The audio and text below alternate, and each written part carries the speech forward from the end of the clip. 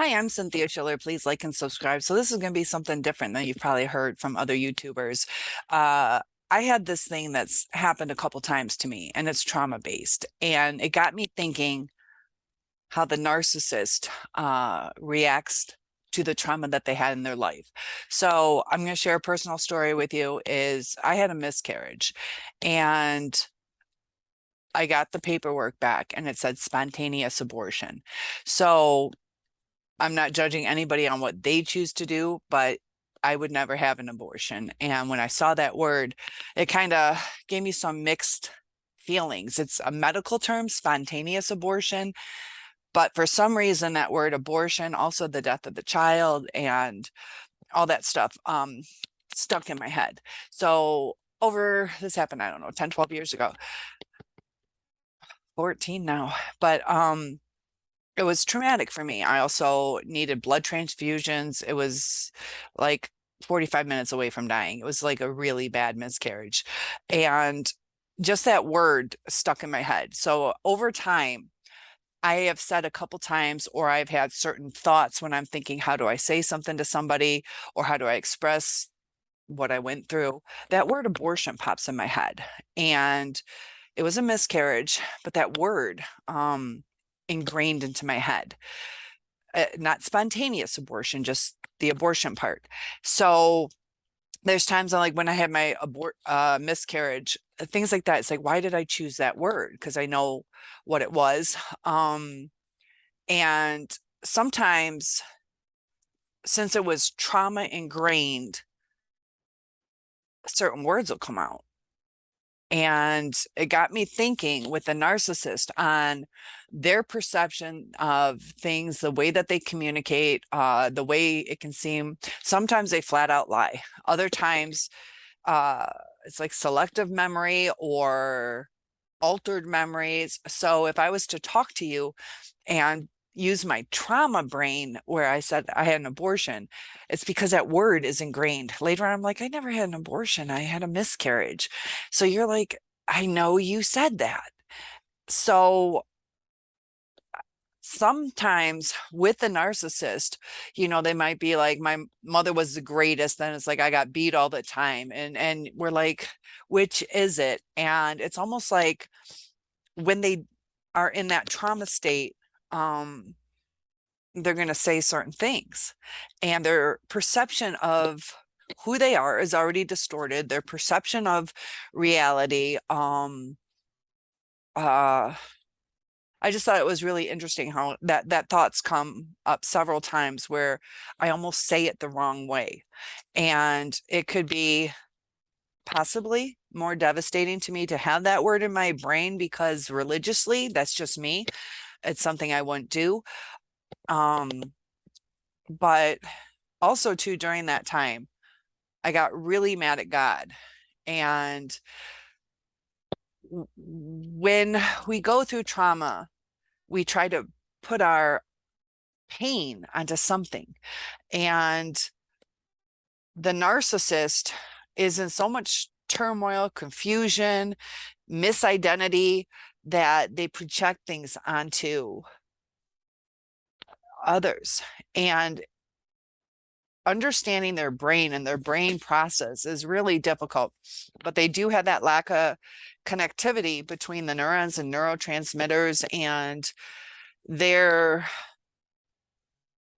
trauma-based reactions. And it's what they've lived with their whole life. So it's ingrained in them. They don't have the coping skills. They revert back to that childlike state because it's what works. They don't want to put the effort into trying healthy ways, because sometimes when you have boundaries, people leave you and they're scared of being left. So they manipulate instead of being honest. So we don't even know who we're dealing with. They act as who they are, and then they see it didn't work. So they apologize and they love bomb and they promise to change. But those little glimpses are who they are at heart. Now, we all have stressful lives, and during times of stress, it's harder to control our emotions. But as adults, we should have learned some coping skills. So it should be handled differently. Narcissists don't like to be flexible and things. Everything has to be their way. And that gets really frustrating because in a sense, if we're dealing with a child, it's almost like we feel the need to exert power over them. But the narcissist wants some power, but they're acting like a child. And it's like they didn't break free of transitioning into adulthood. And it gets confusing because they're educated. A lot of times they have great jobs, but I just wanted to share that with you is, I catch myself saying it. And it's like, why did I say that? And all I can remember is seeing it on that piece of paper and it ingrained it in my brain.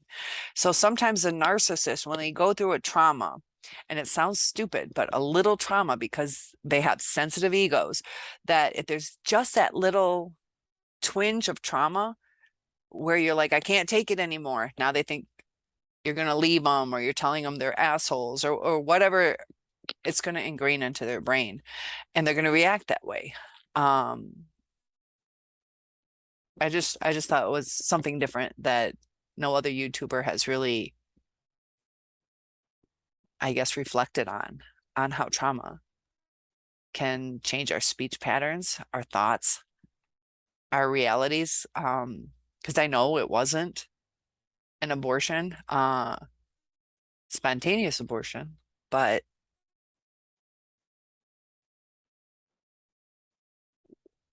when we have so many thoughts going through our head at one time, it's amazing what we can tap into.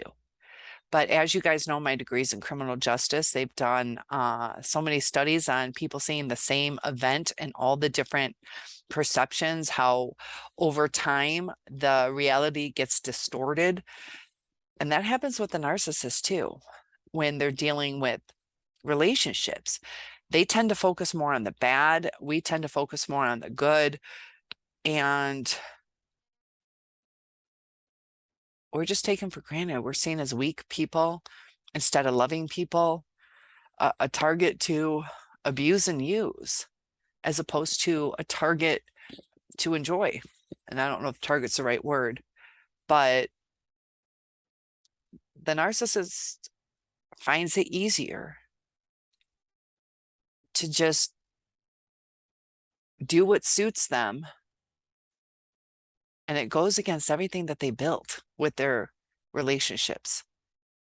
And it just takes time to unfold for people to see who they really are. But I just thought it was really interesting on how that little example, where if I said, oh, I had an abortion, and you're like, I know you said that. So maybe it's something similar to that with the narcissist, is their reactions, their words can be trauma-based sometimes. Comment below on what you think about that. Now, they are conniving, they are flat out manipulative, or they just don't care. They don't even think about what they're doing. But what do you think about that trauma-based brain thinking? I think there's something to it. I'll see you in the next video. Topic requests are welcome, and I'll see you soon.